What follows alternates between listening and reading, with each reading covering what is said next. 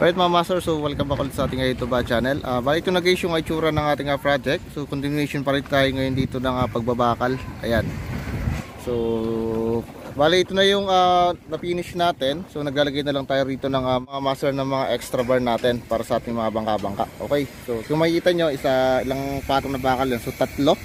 So yung mga clearance natin dito isa 10 cm malimit. Ayan. So mga 10 cm lang yung mga clearance natin dito.